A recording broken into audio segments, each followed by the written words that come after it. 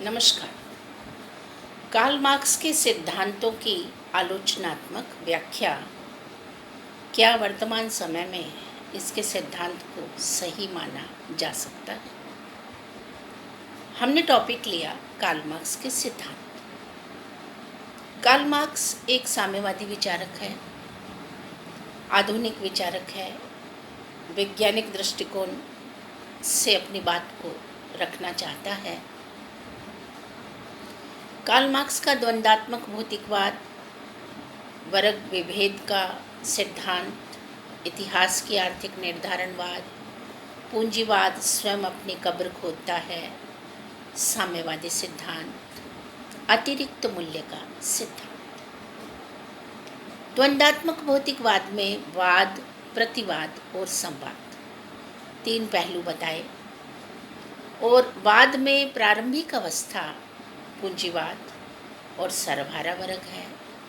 प्रतिवाद में सर्वहारा वर्ग का अधिनायकवाद है और संवाद में साम्यवाद है, जिसे गेहूं या जौ के दाने से समझाते हुए वाद यानी प्रारंभिक अवस्था में कि ये अनाज के दाने हैं, इन्हें बो दिया जाता है, इन्हें धरती के नमी गर्मी खाद पानी से संघर्ष करना पड़ता है।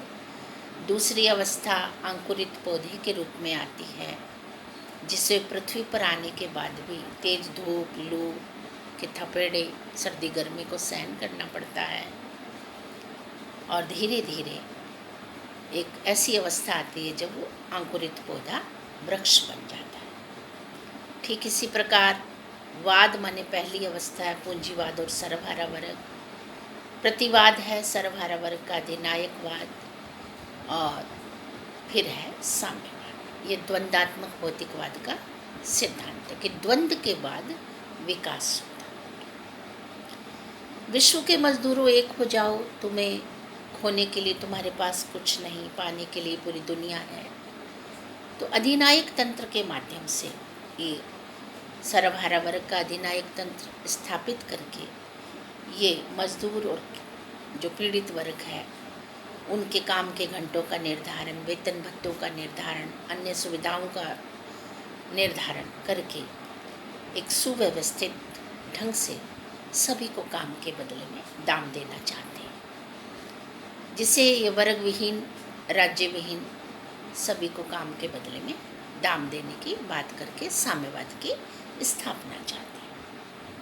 अतिरिक्त मूल्य के सिद्धांत में कार्ल मार्क्स समझा रहे हैं कि मालिक दिन भर मजदूर से काम लेता है और बहुत कम दाम उसको दे देता है। जो शेष रह जाता है वो सब मालिक हड़प लेता है। मजदूरी के लोह नियम है, काम के घंटों का निर्धारण नहीं है, मालिक मर्जी से काम लेता है, बहुत कम दाम इसलिए देता है कि कल पुनः वह काम पर लौट आए।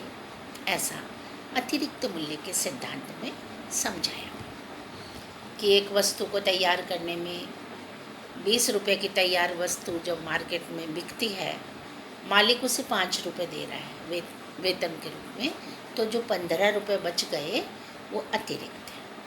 आलोचना में हम समझाएंगे अतिरिक्त में भी बहुत सारे पहलू, यानी शोषण ही बता रहा। कहने का मतलब है मालिक जो है वो अपने लाभ की प्राप्ति के लिए मजदूर से बहुत अधिक काम ले रहा है। वर्ग संघर्ष में भी यही बताया गया कि दो वर्ग हैं, एक संपत्तिशाली है, दूसरा निर्धन है, एक शासक है, दूसरा उसके अधीन है, एक के पास राज्य की बागडोर है, दूसरे का शोषण होता है।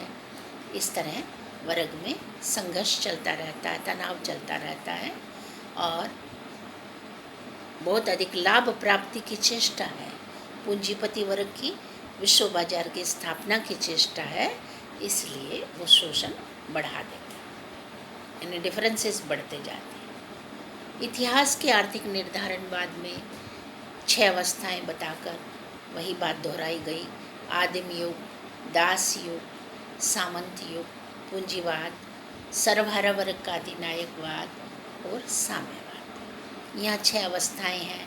इनमें भी वही संपत्ति का संघर्ष चलता रहता है और अंततः विरोध होता है और साम्यवाद की स्थापना की जाती है। वर्ग संघर्ष आर्थिक कारणों से चलता है, यानी पूंजीपति वर्ग के पास सभी संसाधन हैं, भूमि पूंजी कल कारखाने का वो मालिक है, और सामने वाले वर्ग के पास मात्र शारीरिक श्रम। सर्वहारा वर्ग का अधिनायकवाद, एक दल, एक नेता, एक कार्यक्रम की लय पर काम करना शुरू करते हैं। जो कमियां, जो शोषण इनका पूंजीवाद के माध्यम से होता है, सर्वहारा वर्ग के उत्थान के लिए, वर्गविहीन समाज की स्थापना के लिए, राज्यविहीन समाज की स्थापना के लिए इस फील्ड में काम किया जाता है, यानी उन कमियों को दूर करने का पूरा प्रयास किया जाता है, ऐसा मार्क्स का मानना है। फिर लास्ट अवस्था साम्यवाद बता रहे हैं कि साम्यवादी अवस्था पर आकर सब बैलेंस हो जाता है, यानी जो राज्य वर्गीय संस्था थी वो राज्य विहीन कर दी गई, यानी किसी भी वर्ग के लिए वो काम नहीं करेगी, सभी के समान रूप से काम होगा, सभी को काम के बदले में दाम मिलेगा, राज्य को अच्छा नहीं माना गया। इस तरह चाहे 6 अवस्थाएं पढ़ें, चाहे हम 2 वर्गों के उल्लेख करें, चाहे हम द्वंद्वात्मक भौतिकवाद की बात करें, फिर कार्ल मार्क्स कहता है पूंजीवाद स्वयं अपनी कब्र को खोदता है। पूंजीवादी अवस्था अपनी कब्र को कैसे खोदता है? यहाँ मार्क्स कहना चाह रहे हैं कि पूंजीपति के एकाधिपत्य की चेष्टा, विश्व बाजार की स्थापना और भूमि पूंजी कल कारखानों पर स्वामित्व, मजदूरी के लोक नियम, कई स्थानों पर बिखरे हुए कार्य को वो एक जगह पर संचालित करके स्वयं ही बिखरे हुए मजदूरों को, बिखरे हुए कारोबार को एक जगह इकट्ठा कर देता है।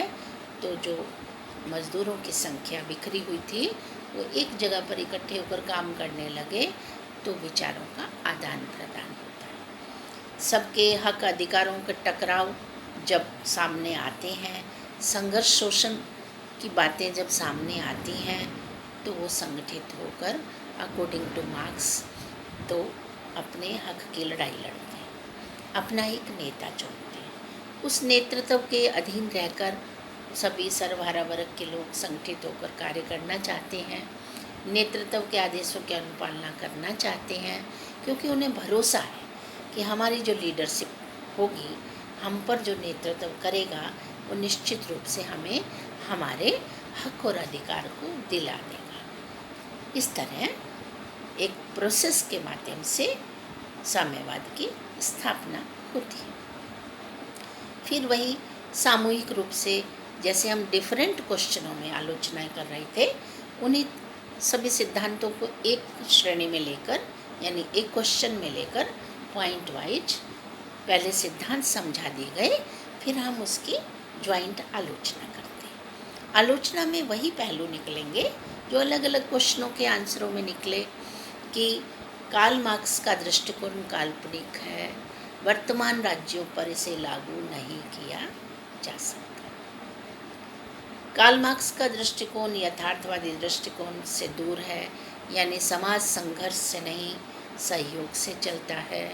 राजनीति विज्ञान के जनक अरिस्टोटल के अनुसार समाज को संचालित करने के लिए केवल संघर्षों पर बल नहीं दिया जाना चाहिए, वरन प्रत्येक वर्ग अपने जगह पर इम्पोर्टेंट है, कोई छोटा बड़ा नहीं हो सकता। सभी का कार्य वैल्यूबल है।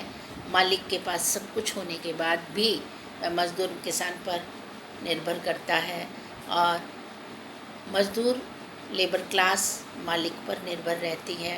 कोऑपरेशन से काम चलता है, लक्ष्यों की पूर्ति की जा सकती है। वर्तमान राज्य लोक कल्याणकारी राज्य हैं, उनको हम वर्ग विशेष के लिए काम करने वाले राज्य की श्रेणी नहीं दे सकते। यदि ऐसी अवस्थाएं आती भी हैं तो अल्पकालीन समय के बाद, यानी नियतकालिक चुनावों में प्रत्युत्तर भी गुप्त मतदान के माध्यम से मिल जाता है। ये संवैधानिक प्रावधान। इसके बाद बात आती है कि इतिहास में केवल 2 वर्ग ही रहे और दोनों वर्गों में आर्थिक पहलुओं से संघर्ष होता रहा। 2 वर्गों का उल्लेख करके तीसरा वर्ग जो मध्यम वर्गीय समाज है, डॉक्टर है, इंजीनियर है, अध्यापक है, वकील है, व्यापारी है, उद्योग, ये सभी जो समाज में विशेष योगदान देने वाले प्रबुद्ध वर्ग हैं, उनका उल्लेख कार्ल मार्क्स ने नहीं किया, जबकि मध्यम वर्ग की महत्वपूर्ण भूमिका मानी जाती है। तो कार्ल मार्क्स के दृष्टिकोण में अधूरापन देखने को मिला। फिर हम आते हैं इसी पहलू पर कि पूंजीपति वर्ग स्वयं बहुत अधिक अपना एकाधिपत्य स्थापित करने की चेष्टा करता है। ये सत्य हो सकता है, लेकिन अब जो अवस्थाएं हैं, अब जो समाज का स्वरूप है या विदेश नीति के निर्धारक तत्व हैं, वहाँ हमें ये देखने को मिल रहा है कि पूंजीपति को विकासशील देशों को पूंजीपति देशों का, विकसित देशों का सहयोग लेना पड़ता है। इसी को हम अंतर्राष्ट्रीय संबंधों में समझाते हैं, यानी बिना संबंधों के आवश्यकताओं की पूर्ति नहीं हो सकती, क्योंकि ये एक व्यक्ति पर जब ये बात लागू होती है कि व्यक्ति की अनंत आवश्यकताएं हैं, उसकी पूर्ति के लिए परिवार, समाज, राज्य में रहता है, यही राज्य पर बात लागू होती है। अंतर्राष्ट्रीय संबंध, तो यदि हम इस सिद्धांत पर चलेंगे तो संबंधों को स्थापित नहीं कर पाएंगे। फिर बात आई साम्यवाद अंतिम अवस्था है। अंतिम अवस्था साम्यवाद नहीं हो सकती, क्योंकि साम्यवादी देशों में भी साम्यवादी क्रांतियों के बाद 1917, 1949 के बाद भी वहाँ हम लोकतांत्रिक व्यवस्थाओं को पढ़ा रहे हैं, देख रहे हैं, पढ़ रहे हैं। और अगर इंडियन पॉलिटिकल सिस्टम की बात करें तो हमारे यहाँ लोकतांत्रिक समाजवाद की स्थापना है। इन सभी को रोटी, कपड़ा, मकान भी मिले, राज्य भी अपनी जगह इम्पोर्टेंट है, व्यक्ति भी अपनी जगह इम्पोर्टेंट है, संविधान मोस्ट इम्पोर्टेंट, सबसे ज़्यादा संविधान की सर्वोच्चता, न्यायिक पुनरावलोकन, व्यवस्थापिका, कार्यपालिका, अन्य स्थानीय संस्थाएं, राजनीतिक दल, दबाव समूह, सब चीज़ें हम आज अध्ययन कर रहे हैं। विकासशील राष्ट्रों में, विकसित राष्ट्रों की भी विदेश नीतियों के साथ जुड़कर काम हो रहा है। तो हम ये कह सकते हैं कि सिद्धांत लेखक की अपनी जगह अमूल्यवान हो सकते हैं, लेकिन उसे वर्तमान संदर्भ में यदि हम जोड़कर देखें तो उसमें कुछ आलोचनात्मक पहलू भी दिखाई दे रहे हैं जो स्पष्ट है। तो कार्ल मार्क्स के दृष्टिकोण को हमने आपके समक्ष विभिन्न सिद्धांतों के माध्यम से आलोचनात्मक दृष्टिकोण से रखा, जो आप पढ़ेंगे। नमस्कार।